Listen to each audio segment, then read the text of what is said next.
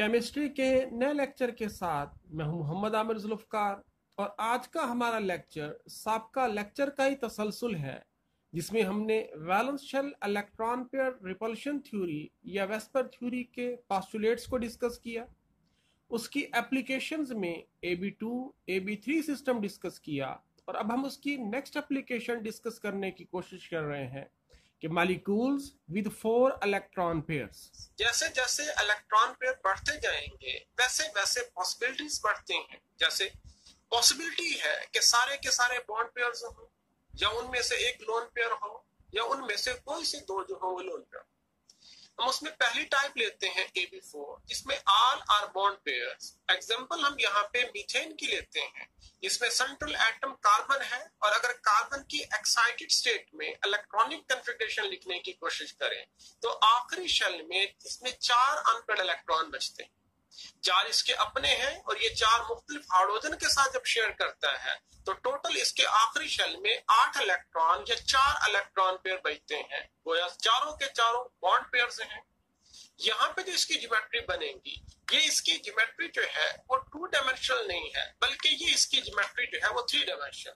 जैसे अगर मैं यहाँ पे ये मॉलिक्यूल लिखता हूँ तो इस मॉलिक्यूल के अंदर सेंट्रल एटम जो है वो कार्बन है जबकि उसके साथ चारों एटम जो सफेद कलर में है वो हाइड्रोजन को शो कर। अगर मैं इसको यहाँ पे मजीद देखने की कोशिश करूं तो ये 2 डायमेंशनल नहीं है बल्कि ये 3 डायमेंशनल है। यानी इसमें से जो 3 है वो नीचे की तरफ है जबकि चौथा जो है वो आउट ऑफ द प्लेन है। अगर हम 3 डायमेंशन को जब 2 डायमेंशन में लिखने की कोशिश करेंगे तो ऐसी हालत में हमें जो ऊपर वाला है उसको कहीं नीचे गिरा वाला दिखाना पड़ेगा या इस सिंक में हो सकता है, ये पॉसिबिलिटी हो सकती है या ये पॉसिबिलिटी हो सकती है। यही वजह है कि जब हम यहाँ पे ये इस पॉसिबिलिटी में लिखते हैं तो हमें ये लगता है कि शायद इन दो के दरमियान बॉन्ड एंगल जो होगा वो कम है और इन दो हाइड्रोजनों के दरमियान बॉन्ड एंगल जो है वो ज्यादा है। लेकिन हकीकत ये है कि इसकी ज्योमेट्री जो है वो टेट्राहेड्रल है और इन सारों के अंदर जो बॉन्ड एंगल है 109.5 डिग्री है। किसी किस्म का इनमें कोई फर्क नहीं है और ये सारे के सारे एक दूसरे से बिल्कुल एक जैसे एंगल पे पड़े। ऐसे ही अगर हम मिसाल लेते हैं NH4 प्लस अमोनियम आयन की तो यहाँ भी सेंट्रल एटम कार्बन बदल के हम नाइट्रोजन की तरफ अब जाते हैं। यहाँ पे 4 मुख्तलिफ हाइड्रोजन के साथ वो बॉन्ड बना रहा है, लिहाजा अमोनियम आयन की वही तरीकाकार होगा ज्योमेट्री का जो बिल्कुल मीथेन की सूरत में है। सिर्फ समझने में फर्क ये पड़ा कि हमने पहले इसको कार्बन सपोज किया और अब इसको नाइट्रोजन सपोज करके इसको एक्सप्लेन कर सकते हैं। ऐसे ही इसकी जो फर्दर मिसालें दी जा सकती हैं CCl4 है, SiF4 है, एटसेट्रा। दूसरी इसकी जो टाइप है वो AB3E टाइप है। ई से मुराद लोन पेयर है, यानी इसके अंदर जो है वो 3 बॉन्ड पेयर हैं और इसके अंदर जो है वो एक लोन पेयर मौजूद है। यहाँ पे अगर अमोनिया की मिसाल लें, सेंट्रल एटम नाइट्रोजन का है, नाइट्रोजन की इलेक्ट्रॉनिक कॉन्फ़िगरेशन लिखें तो उसके वैलेंस शेल या आखिरी शेल के अंदर 3 अनपेयर्ड इलेक्ट्रॉन हैं। लिहाजा समझने के लिए कहा जा सकता है कि ये 3 बॉन्ड बना सकता है। इसमें 3 बॉन्ड पेयर वो बनाएगा यानी 3 मुख्तलिफ हाइड्रोजन के साथ जुड़ेगा तो 3 बॉन्ड पेयर होगा और वो इलेक्ट्रॉन जो पेयर की सूरत में था जिसने बॉन्डिंग के अंदर हिस्सा नहीं लिया यहाँ पे वो लोन पेयर या अनशेयर्ड पेयर ऑफ इलेक्ट्रॉन की सूरत में मौजूद होगा। क्योंकि लोन पेयर की रिपल्शन ज्यादा है, लोन पेयर बॉन्ड पेयर को रिपेल करेगा और नतीजा ये निकलेगा कि लोन पेयर की रिपल्शन की वजह से ये बॉन्ड पेयर लोन पेयर से तो दूर भागेंगे लेकिन निस्बतन आपस में वो करीब आ जाएंगे।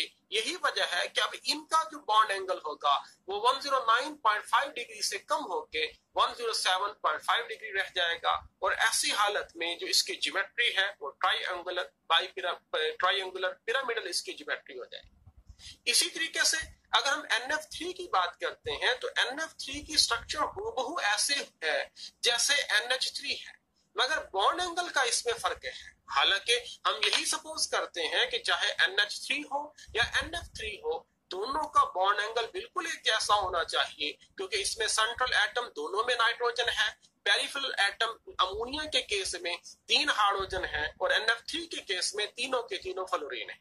क्योंकि एटम एक जैसे हैं, बिहेवियर एक जैसा होना चाहिए मगर हकीकत ये है कि बॉन्ड एंगल अमोनिया के केस में 107.5 डिग्री जबकि NF3 के केस में 102 डिग्री है। उसकी वजह ये है कि अगर हम बॉन्ड पेयर की बात करते हैं तो अमोनिया के केस में नाइट्रोजन की इलेक्ट्रोनेगेटिविटी ज्यादा है और हाइड्रोजन की इलेक्ट्रोनेगेटिविटी कम है। यहाँ पे बॉन्ड पेयर का झुकाव निस्बतन नाइट्रोजन की तरफ होगा। इसमें कोई शक नहीं है कि हाइड्रोजन भी इलेक्ट्रॉन अपनी तरफ रखेगा, मगर झुकाव इसका नाइट्रोजन की तरफ है। बॉन्ड पेयर की कंसंट्रेशन निस्बतन नाइट्रोजन की तरफ ज्यादा होगी, तो लोन पेयर का मुकाबला ये निस्बतन आसानी से कर पाएगा और नतीजा ये निकलेगा कि बॉन्ड एंगल इसका उतना कम नहीं होगा जितना हम तवक्को लगा के बैठे। जबकि NF3 की सूरत में जो बॉन्ड पेयर है इसमें नाइट्रोजन की इलेक्ट्रोनेगेटिविटी कम है, फ्लोरीन की इलेक्ट्रोनेगेटिविटी ज्यादा है। लिहाजा बॉन्ड पेयर का झुकाव बजाय इसके कि सेंट्रल एटम की तरफ हो, वो पेरिफेरल एटम फ्लोरीन की तरफ होगा और नतीजा ये निकलेगा कि अब बॉन्ड पेयर की कंसंट्रेशन निस्बतन सेंट्रल एटम पे मजीद कम हो जाएगी। अगर ये कमजोर होगा तो लोन पेयर इसको निस्बतन ज्यादा रिपेल करेगा और अब मजबूरी की हालत में बॉन्ड पेयर मजीद एक दूसरे के करीब होंगे। बॉन्ड एंगल 107.5 डिग्री जो अमोनिया में था उससे भी कम होके 102 डिग्री पे पहुंचेगा, जबकि लोन पेयर से इन सारों का फासला जो होगा वो निस्बतन ज्यादा हो जाएगा। अगर हम इसकी तीसरी टाइप की बात करते हैं AB2A2 टाइप, जिसमें दो बॉन्ड पेयर है और दो उसके अंदर लोन पेयर मौजूद हैं, और इसमें मिसाल लेते हैं वाटर की। वाटर में सेंट्रल एटम जो है वो ऑक्सीजन है और इसकी इलेक्ट्रॉनिक कॉन्फ़िगरेशन लिखें तो आखिरी शेल के अंदर दो अनपेयर्ड इलेक्ट्रॉन हैं और दो ऑर्बिटल में पेयर्ड इलेक्ट्रॉन मौजूद हैं।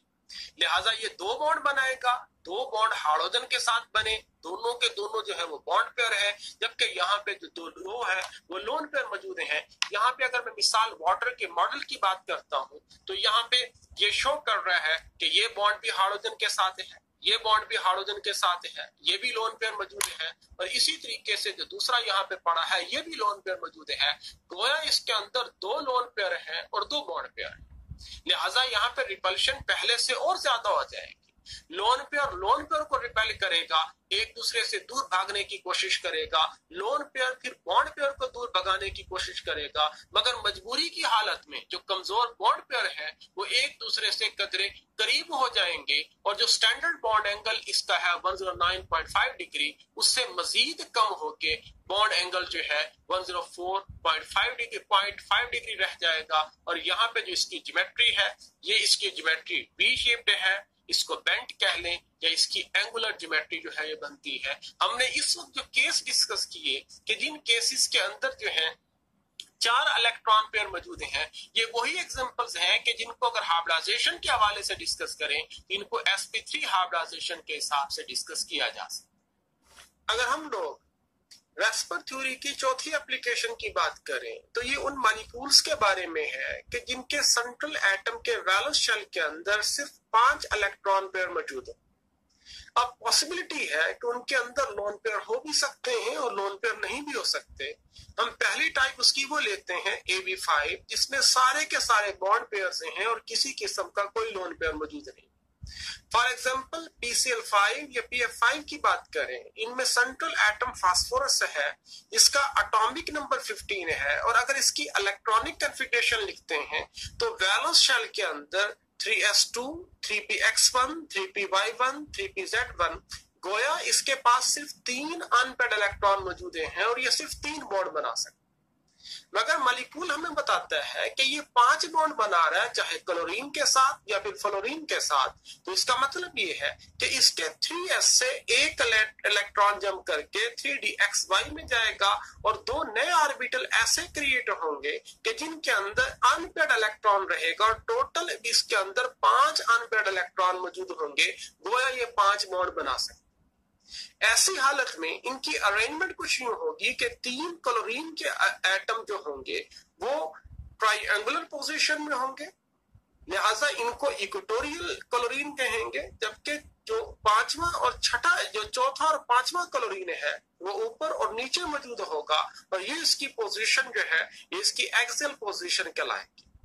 इक्वेटोरियल जो होंगे उनके क्लोरीन के दरमियान जो बॉन्ड एंगल है वो 120 है, जबकि जो एक्सियल हैं उनका आपस में तो बॉन्ड एंगल जो होगा वो 180 होगा, मगर एक्सियल और इक्वेटोरियल का बॉन्ड एंगल जो होगा वो 90 डिग्री का होगा। इससे जो हमारे पास ज्योमेट्री बनेगी वो ट्राइगोनल बाइपिरामिडल ज्योमेट्री बनेगी।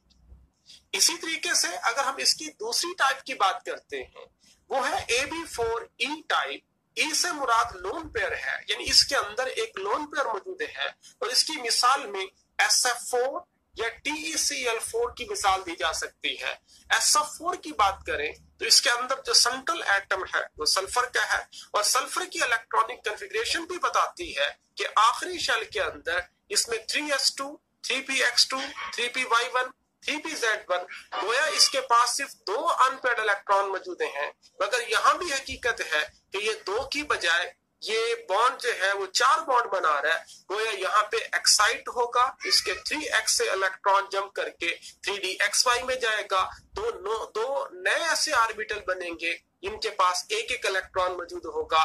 गोया अब टोटल इसके पास जो है 4 वो ऑर्बिटल हैं जो एक एक इलेक्ट्रॉन रखता है, और एक वो ऑर्बिटल मौजूद होगा जिसके पास 2 इलेक्ट्रॉन हैं जो लोन पेयर के तौर पे काम करेगा। और यहाँ पे जो लोन पेयर है वो इक्वेटोरियल पोजीशन के ऊपर एग्जिस्ट करेगा, जबकि बाकी फ्लोरीन जो है वो 2 इक्वेटोरियल पोजीशन पे लगेंगे, 2 इसके जो होंगे वो एक्सियल पोजीशन के ऊपर लगेंगे।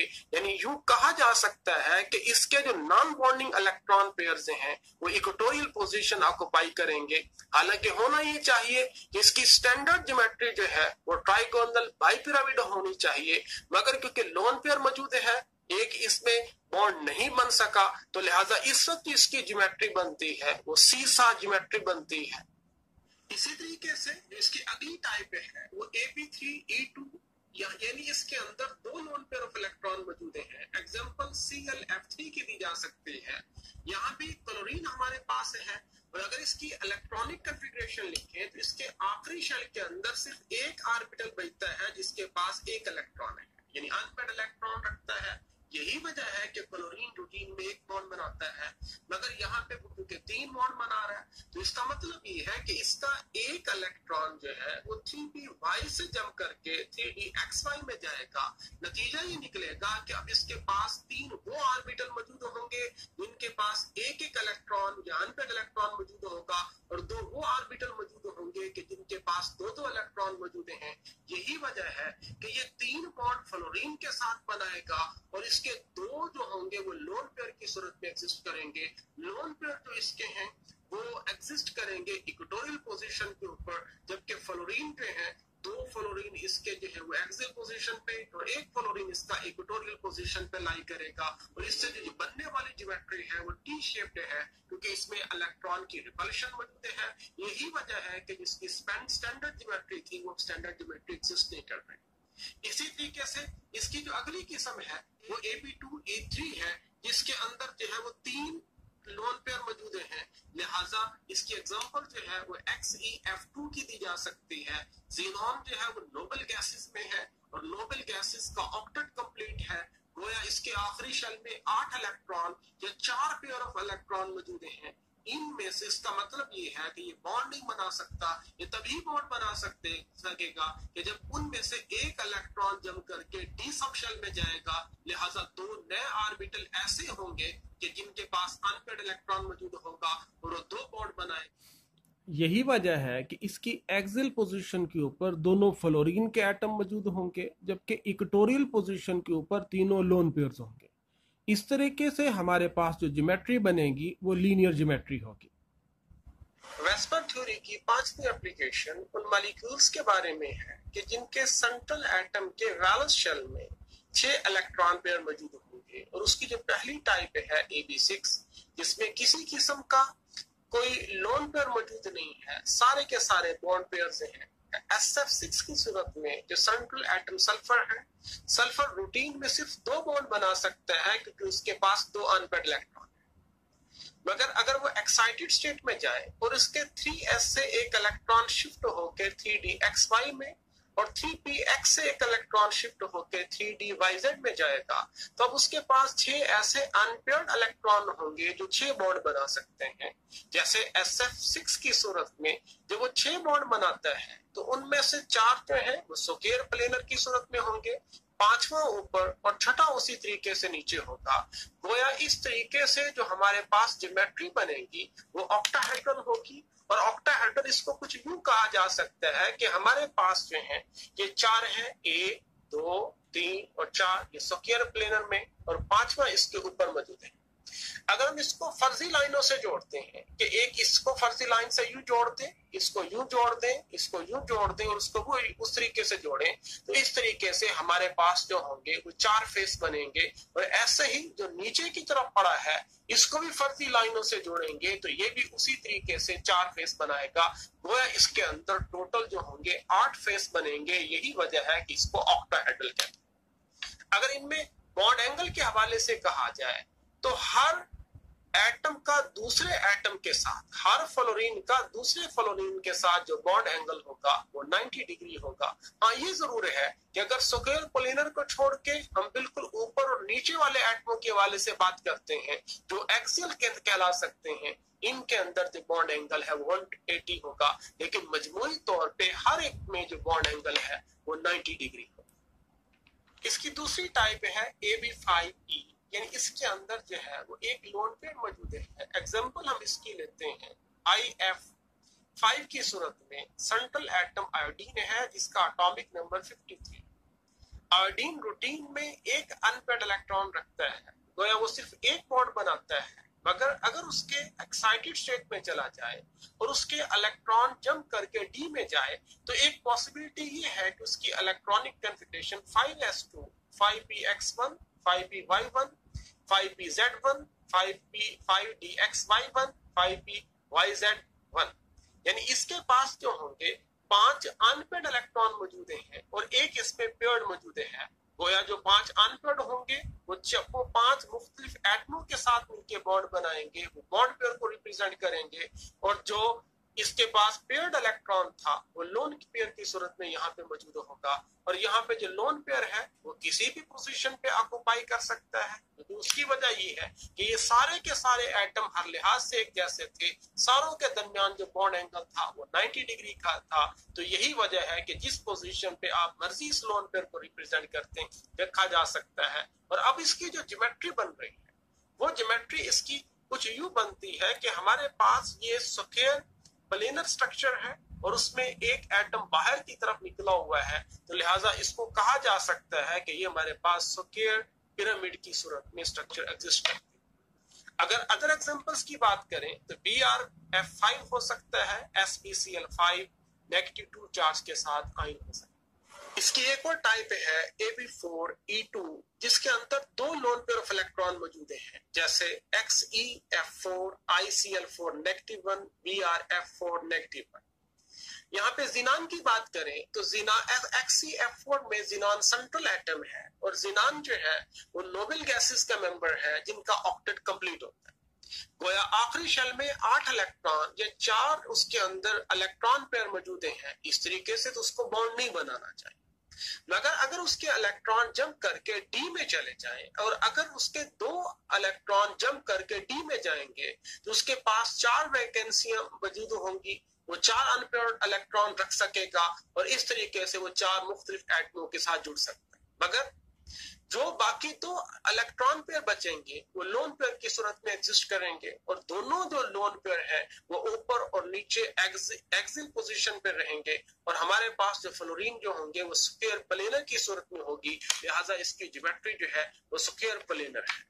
अगर इसका मॉडल हम देखने की कोशिश करेंगे तो हमारे पास स्क्वायर प्लेनर ये मॉडल बन रहा है, इसका लोन पेयर ये रिप्रेजेंट कर रहा है और इसी तरीके से दूसरा लोन पेयर जो है वो इस तरीके से रिप्रेजेंट किया जा रहा है, यानी एक्सियल पोजीशन में लोन पेयर इसके मौजूद हैं और बाकी जो होगी स्क्वायर प्लेनर की सूरत में इसके बाकी एटम मौजूद हैं। अगर हम इसके लिमिटेशंस के हवाले से बात करते हैं तो क्या ये तमाम चीजों को एक्सप्लेन कर पाता है? पहली बात तो ये है कि जो वेस्पर थ्योरी है ये सिर्फ उन कंपाउंड्स को डिस्कस कर सकते हैं कि जो कोवलेंट बॉन्डिंग जिनमें आयनिक बॉन्ड हो, ये उनको एक्सप्लेन नहीं कर सकते।